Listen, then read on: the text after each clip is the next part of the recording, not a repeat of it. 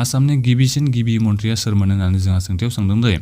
हु वाज द first chief minister of Assam दा बिनि कारेक्ट एन्सार जाहैबाय जोंहा गपिनाथ बरदलै बिथाङानो आसामनि गिबिसिन चिफ मिनिस्टार जादोंमोन दे option number C Gopinath Bordoloi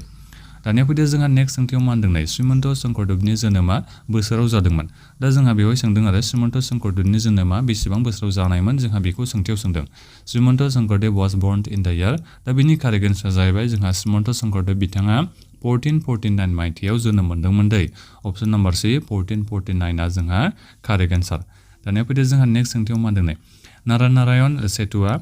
पंचरत्न सोहोरखौ बबे नोगोरजों फोनांजाबो होननानै जोंहा बेवहाय सोंदों आरो दा नारायण सेतु कानेक्ट्स द पंचरत्न टाउन विथ which city दा बिनि कारेक्ट एन्सार जाहैबाय जोंहा जगिघ'पा सिटीजों दै ऑप्शन नम्बर डी आ जोंहा